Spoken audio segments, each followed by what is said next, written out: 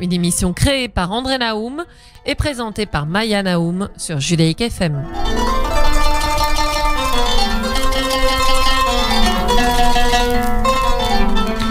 Bonsoir. Alors, deuxième émission ce soir avec Simone Schwarzbart pour son livre « Nous n'avons pas vu passer les jours ». Bonsoir Simone. Bonsoir.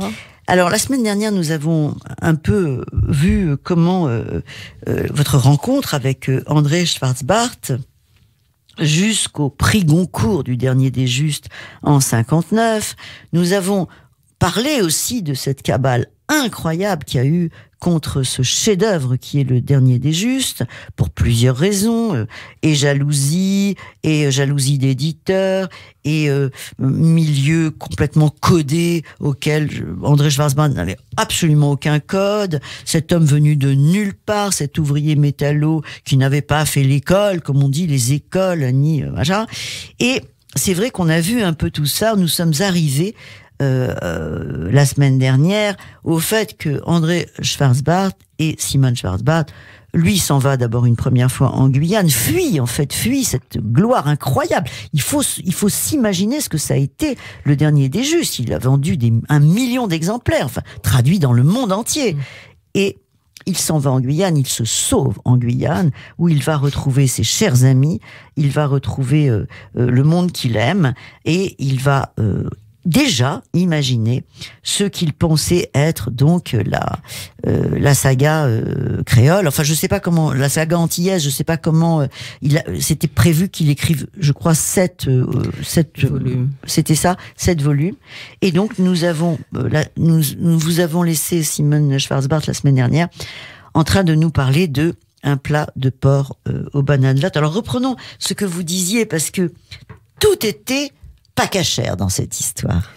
Oui, tout était matière à scandale et évidemment, parler de ces sujets à ce moment-là où le jeunisme faisait rage, ou enfin jusqu'à présent certainement d'ailleurs, en tous les cas, cela ne pouvait pas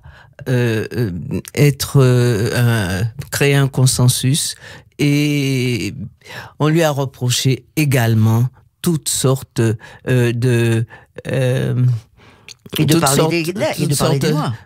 toutes sortes d'intentions, et notamment en fait de parler des Noirs, certes, mais le procès, le vrai procès en légitimité pour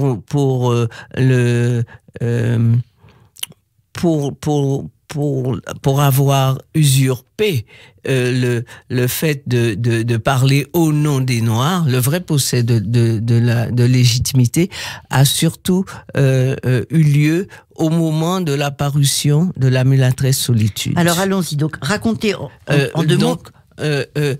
En fait, ce qu'il faut dire, c'est que je pense et je sais que toute cette saga, et Francine Kaufmann, qui est la spécialiste de l'œuvre d'André, professeur à l'université de Bar-Ilan, le dit bien. Elle parle de réversibilité. André lui avait parlé de réversibilité des œuvres juives et noires. Et on peut dire que c'est en réalité l'histoire des justes des Noirs. Et les justes noirs ne pouvaient être que des femmes.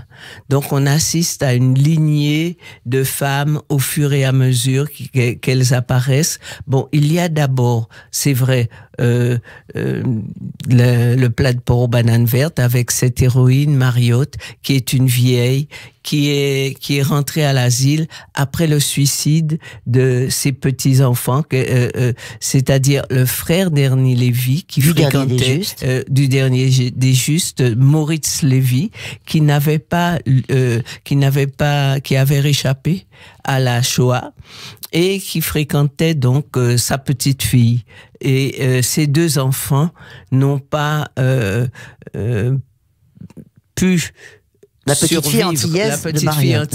Bien sûr, la petite fille antillaise de Mariotte et Maurice Lévy, le frère d'Ernie Lévy, héros du Dernier des Justes. Il se suicide, ces deux enfants se suicident, et à la suite de cela, Mariotte rentre à l'asile folle de douleur, de n'avoir pas su trouver les mots qui convenaient pour retenir ces deux enfants en vie sur la terre des hommes. Donc le pas de porc aux bananes vertes, c'est l'histoire de cette colère, c'est l'histoire de cette douleur insensée, et c'est l'histoire de Mariotte qui essaye de refaire son monde au milieu de cet asile de vieillards, de gâteux, de séniles, de tout cela, au milieu de ce monde. Donc, premier volume, l'histoire de Mariotte en pleine folie dans cet asile. Mariotte, je ne sais pas, elle est une juste aussi qui s'ignore, je pense. Elle fait partie des justes qui s'ignorent. Ensuite... Donc après, il y a la mulâtresse. Après, il y a la mulâtresse solitude. La mulâtresse solitude signée d'André seulement. La mulâtresse solitude, parle de la résistance de ces esclaves face au rétablissement de l'esclavage par Bonaparte, et c'est un livre en fait qui est, je pense aussi, le pendant du Dernier des Justes, parce que c'est Yom Tov de Joigny qui dans le Dernier des Justes, qui égorge sa communauté pour ne pas faire allégeance à la foi chrétienne. Donc, c'est cela. Mais dites-nous juste qui est Solitude. Parce qu'elle a une histoire, Solitude. Solitude, c'est une femme... Elle a une histoire, Solitude, et c'est pour cela que c'est un livre extrêmement important pour nous. Bien sûr. Pourquoi ? Parce que, en fait, Solitude, c'est l'avant-solitude, c'est l'Afrique précoloniale, c'est la capture en Afrique, c'est le transport, la transportation des Noirs sur les bateaux négriers, c'est l'arrivée aux îles, dans les plantations où on devient vraiment esclave, c'est après les révoltes. Donc c'est là où Solitude apparaît, dans cette période d'essai de la traite, quoi, quand ils arrivent. Oui, bon, bien sûr, puisque Solitude est l'enfant d'un viol. Il y avait cette coutume sur les bateaux négriers à un moment donné que cette coutume où les marins violaient les femmes pour essayer qu'elles arrivent enceintes dans ces îles en Amérique centrale, et qu'elles aient davantage qu'elles soient davantage des objets de prix, parce que elles au lieu d'une pièce, le maître en achetait deux. Voilà. Elle valait plus cher. Elle valait plus cher. Donc voilà un petit peu cette histoire. La mère de Solitude, donc, subit un viol, et Solitude est l'enfant de cette espèce de no man's land dans lequel toutes sortes d'abominations se passaient. Donc elle arrive, Rosalie, la mère, arrive aux îles, et cet enfant naît avec cette couleur jaune, ces deux yeux différents qui rappellent l'œil brun qui rappelle donc son côté noir, et l'œil vert qui rappelle ses origines tumultueuses de viol. Donc, vous me dites. Alors non, donc on va résumer. Donc solitude est donc née de ce viol, hein. Et en plus, en fait, elle va être rachetée par un planteur qui va l'amener à la Martinique. C'est bien ça? Non, solitude reste. C'est sa fille. C'est pardon, ça, sa fille. oui. Sa fille qui s'appelle? Solitude. C'est pas la fille. Oui, c'est l'enfant, oui, dont elle est enceinte. Solitude, quand elle est sa fille qui s'appelle Louise. C'est ça. Voilà. Et c'est Mariotte qui sera la fille de Louise, voilà, que nous allons retrouver tout du long du cycle. Voilà. C'est elle qui rapporte tout, qui rapporte l'histoire. Donc, ce qui est extraordinaire dans La Mulâtresse Solitude, c'est que André Schwarzbart va découvrir cette histoire de façon assez. Enfin, il sait pas grand-chose sur Solitude. Mais parce qu'il n'y a pas grand-chose. Voilà, il n'y a pas grand-chose. Et qu'est-ce qui se passe aujourd'hui dans votre pays? C'est dingue. Qu'est-ce qui est devenu la Solitude? Eh bien, la force de l'écriture, quand même. Mais la fiction, c'est la force de la fiction. Il y a un proverbe qui dit que pour dire la vérité, il faudra en faire une fiction. Et c'est là que ça se passe. Parce que dans cette fiction, nous avons toute la vie que cet homme, toute la vie de solitude, que cet homme construit au fur et à mesure. Et en fait, cela devient la vérité. La fiction lui échappe complètement. L'histoire lui échappe et tout un peuple s'en approprie sans quelquefois même savoir d'où cela vient et sans jamais aussi faire allusion au fait que toute l'histoire vient et a été imaginé par André Schwarzbart, parce que l'histoire est tellement vraie et l'histoire est tellement nécessaire à la collectivité qu'elle devient son histoire. Et son histoire ne peut être donnée que par un des siens. Et c'est maintenant qu'André devient, au fur et à mesure, un des siens. C'est cela qui se passe à l'heure actuelle. Au fur et à mesure, les Antillais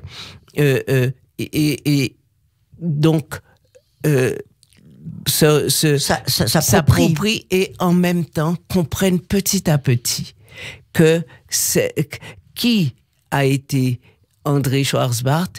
Pourquoi est-ce que cet homme-là a pu faire et construire cette histoire-là en parallèle avec la sienne? C'est maintenant qu'en fait, au fur et à mesure que le temps passe, c'est cela aussi, la vérité d'une œuvre. C'est le temps qui lui donne ou non sa vérité et sa nécessité. Donc là, maintenant, aujourd'hui, l'histoire qui est racontée par cet homme devient complètement la vérité. Les gens, la vérité d'un peuple et la vérité pas d'un peuple seulement, la vérité du tout monde, parce que solitude accouche d'un monde nouveau où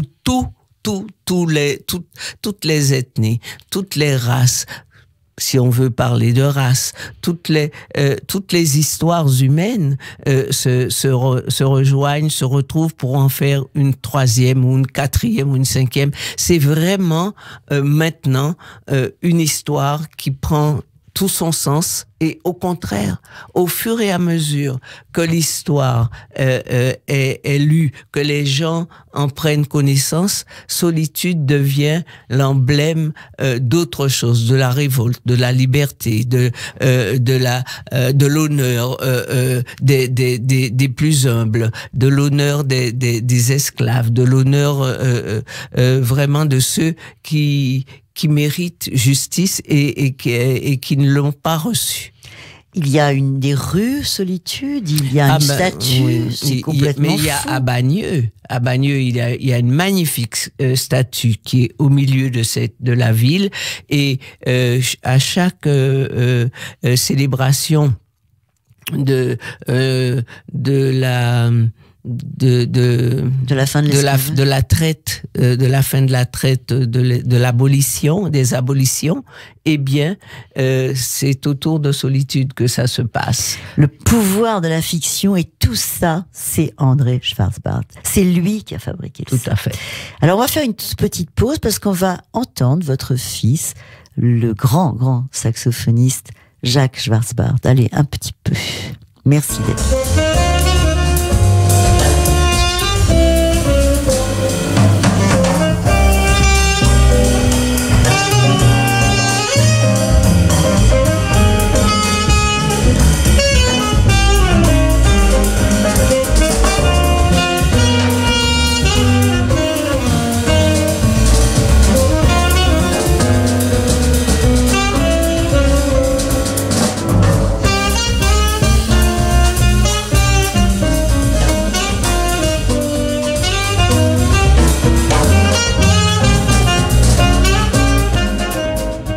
Merci David, c'était Yossé Shalom, je pouvais pas m'en empêcher, c'était absolument agréable. Nous reprenons, nous sommes toujours en compagnie de Simone Schwarzbart pour son livre « Nous n'avons pas vu passer les jours ». Nous sommes sur Judaïque FM, L'étoile et le jasmin de Maya Naoum.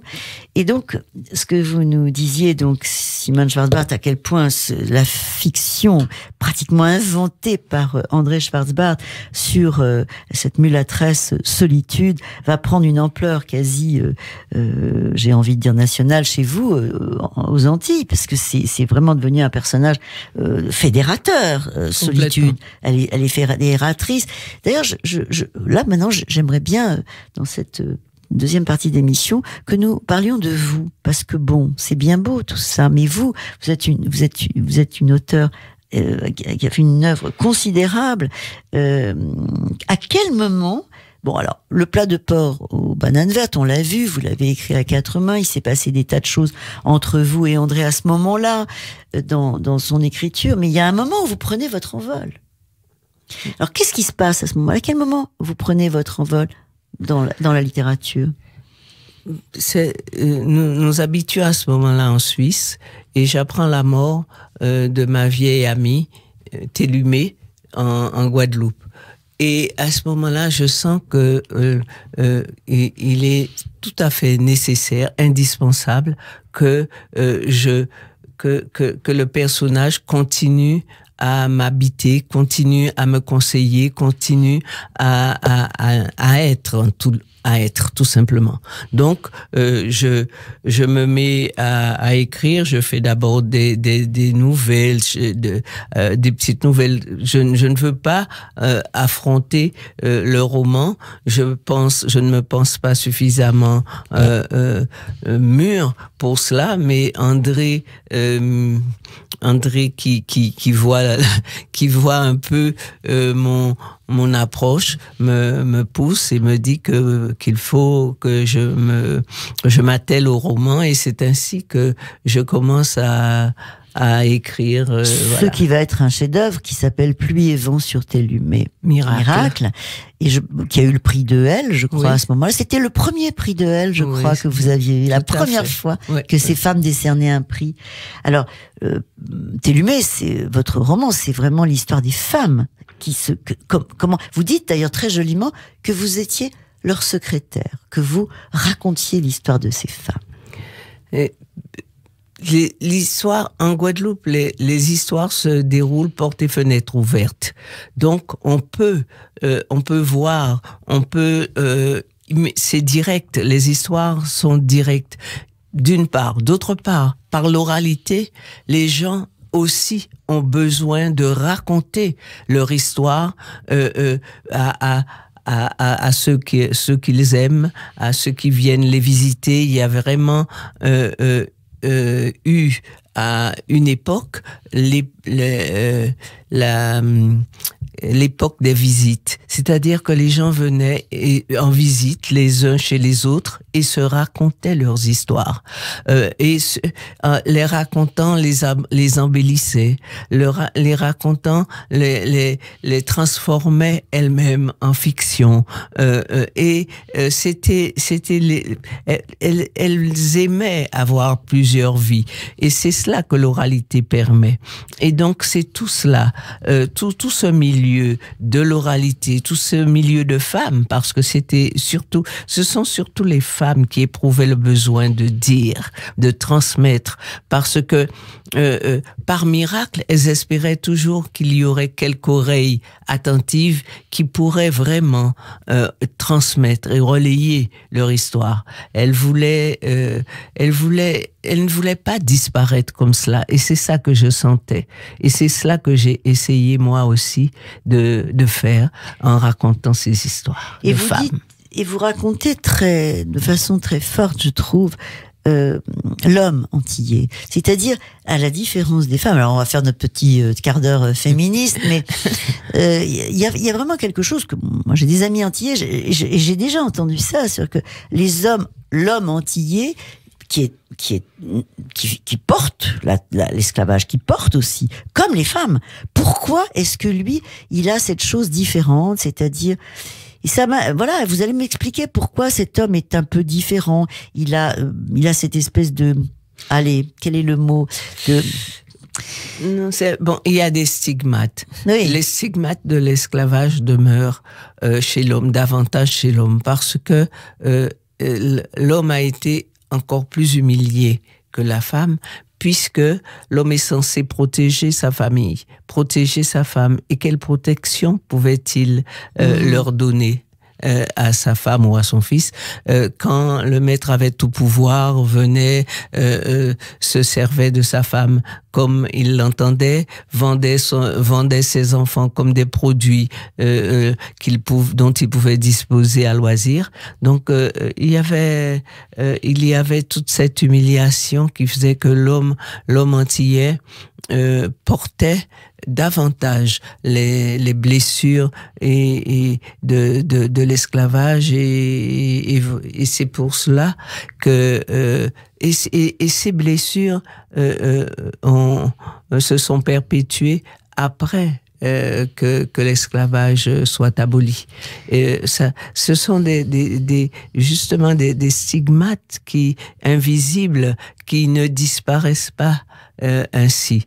Donc voilà pourquoi les hommes antillais, quelquefois, avaient des conduites un peu irresponsables par rapport à leur progéniture, à leur famille, et cela s'explique de cette façon-là. Et d'ailleurs, vous rappelez très fortement dans votre livre que c'est donc la femme qui répare, et vous nous donnez une expression créole que j'adore, qui est la vie est une femme folle aux vêtements déchirés qui court les rues, et la question qu'on a envie de vous poser, c'est: le vêtement déchiré, ce sont les femmes qui le réparent, c'est ça? Mais oui, ouais. Mais oui, le vêtement déchiré, et ce sont les femmes qui n'ont de cesse de le repriser, de le rapiécer, et de faire que toutes ces coutures soient invisibles. C'est ainsi qu'elles ont envie, en tous les cas, de le donner à mettre à leur enfant, à leur progéniture.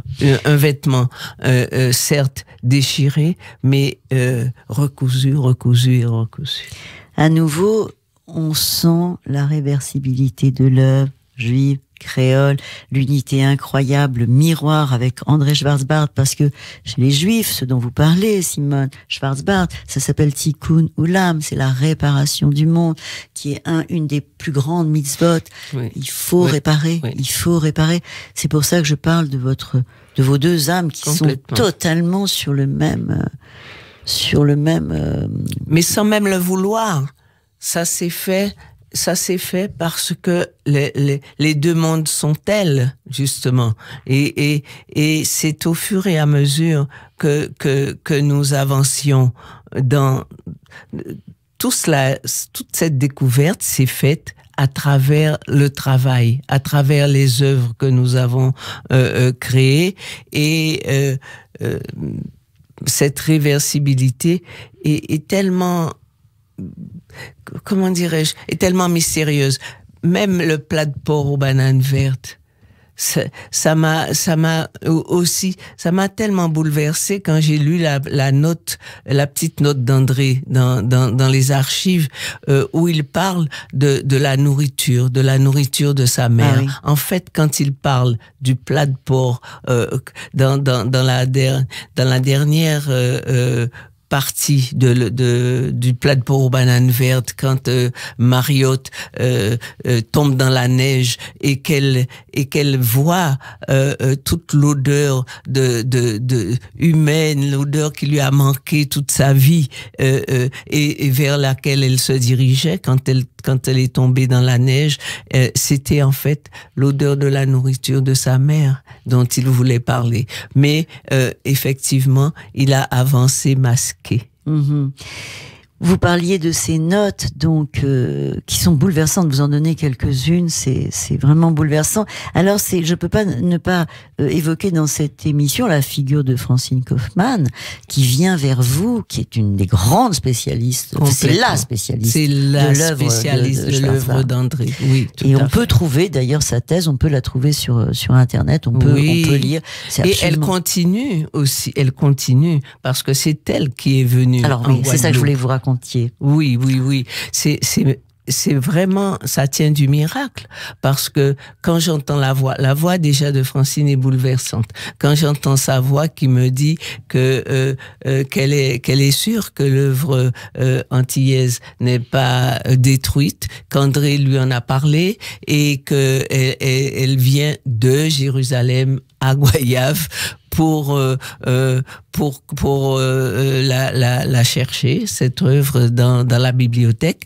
Bon, je lui dis je suis très heureuse qu'elle vienne de sa visite, mais comme André m'avait dit qu'il avait tout détruit, tout déchiré. Je pensais que c'était vrai. Et Francine est arrivée, Francine a travaillé, Francine, petit à petit, a retrouvé, parce que c'est une spécialiste, justement, elle a comparé les encres, elle a comparé les papiers, elle a comparé les notes, et elle a pu, au fur et à mesure, redonner une cohérence à tout ce fond qu'André avait laissé, et donc c'est vraiment un apport, comment dirais-je, c'est considérable, parce que c'est... mais qui n'a pas de prix, Oui. Alors effectivement, vous avez donc vécu avec donc ce que ça fait Francine Kaufmann, c'est juste époustouflant, parce qu'elle a redonné. Mais elle continue aussi. Elle continue. On à aura travailler. des inédits encore, vous pensez? Francine continue à travailler sur cette œuvre, sur les archives. Et elle est en train justement de terminer quelque chose d'assez considérable. Bah écoutez, je pense que vous allez revenir, parce que j'ai envie aussi de reparler de vous, de ce que vous écrivez, de ce que vous êtes en train de faire. Est-ce que vous préparez autre chose là? Ah mais oui, bien sûr. Oui. Mais il y a le dernier volume de la saga noire, justement. Enfin, on dit saga noire, mais c'est la saga noire juive, verte, rouge. Je ne sais pas sa couleur. La saga Tout le monde. Voilà, la saga Tout le monde. Exactement. Et donc, voilà, il y a le dernier volume que je suis en train de rédiger. Ah, génial. Oui, voilà. Et qui va paraître l'automne prochain. Donc, on vous retrouve ici l'automne prochain. Oui. Je pense que, vraiment, chers auditeurs, si vous avez entendu cette émission, je pense que c'est très important que vous relisiez Le Dernier des Justes. Vraiment, ceux qui ne l'ont jamais lu, lisez Le Dernier des Justes. Ma génération va le relire, parce que ça a fait partie de notre génération. Quand on avait 20 ans, on lisait Le Dernier des Justes. Il faut lire Pluie et vent sur tel humain miracle, parce que pour moi c'est un chef-d'œuvre. Tigeant l'horizon aussi, mais c'est complètement autre chose. Et puis vous n'avez qu'à aller regarder les œuvres. Je voulais juste vous dire que je sais pas si vous partagez ça, Simone Schwarzbart, mais dans ces temps terribles de fermeture communautaire, dans ces temps où tout le monde se déteste, littéralement, où je vois des choses terribles d'ailleurs, même chez les femmes noires qui pensent qu'elles sont fermées à la fermeture éclair au monde et que nous n'avons pas, nous les Blancs, à leur parler et à se mêler de leurs histoires. Oui. Quel autre merveilleux exemple entre vous et André Schwarzbart on peut donner aux jeunes. Je voudrais que tout le monde relise votre œuvre, je voudrais qu'on en parle partout, je ne suis pas la seule, on parle beaucoup de vous en ce moment et de vous, de votre histoire, de votre couple. Ce livre, nous n'avons pas vu passer les jours. C'est très important pour vous nous donnez des réponses, vous nous donnez des questions qu'on se posait, on ne comprenait rien. Écoutez, c'était un plaisir. Merci Maya, merci beaucoup. Merci. Moi aussi, c'était un plaisir d'être avec vous. Et on attend l'année prochaine parce que vous revenez avec la suite. Oui, tout à fait. Merci à David, merci beaucoup. À lundi prochain, bonsoir. L'étoile et le jasmin, une émission créée par André Naoum et présentée par Maya Naoum sur Judaïque FM.